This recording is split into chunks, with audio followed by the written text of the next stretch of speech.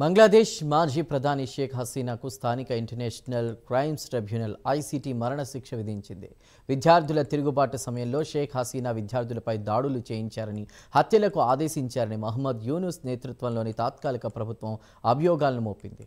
హసీనాపై మోపిన 5 కేసులను 3 సభ్యుల ఐసీటీ విచారించింది. 3లో 2 ఆమెకు మరణశిక్ష విధించాలని తీర్పునిచ్చారు. హసీనాతో పాటు ఆవిడ ప్రభుత్వంలో హోంమంత్రిగా పనిచేసిన అసదుజ్జమాన్ ఖాన్ కమాల్కు కూడా మరణశిక్ష విధించారు. ఇద్దరి ఆస్తులను జప్తు చేయాలని ఆదేశించారు.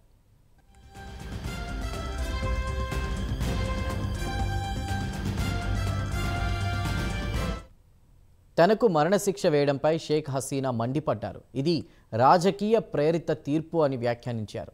బంగ్లాదేశ్కు తాత్కాలికంగా ఎన్నికైన ప్రభుత్వాధినేత యూనుస్ మాత్రం ఐసీటీ తీర్పును స్వాగతించారు. షేక్ హసీనాకు మరణశిక్ష విధించడంపై ఆవిడ మద్దతుదారులు బంగ్లాదేశ్లో ఆందోళన చేపట్టారు. బంగ్లాలో మరోసారి ఉద్రిక్త పరిస్థితులు నెలకొన్నాయి. ఈ అల్లర్లలో 2 మృతి చెందగా పలువురు గాయపడ్డారు. దేశవ్యాప్తంగా సమ్మెకు పిలుపునిచ్చింది అవామీ లీగ్. 2 రోజుల పాటు బంద్ను ప్రకటించింది.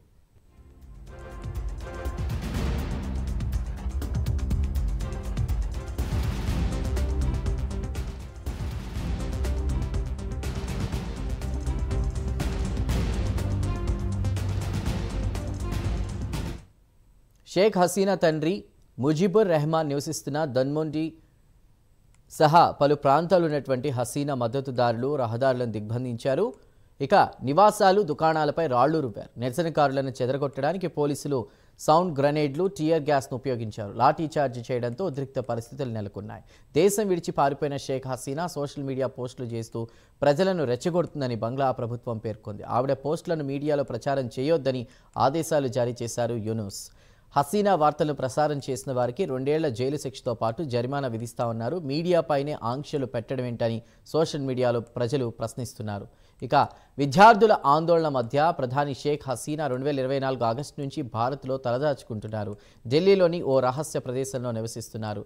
విద్యార్థుల అల్లర్ల నేపథ్యంలో ఆవిడను దోషిగా తెలుస్తూ ఐసీటీ మరణశిక్షను విధించింది.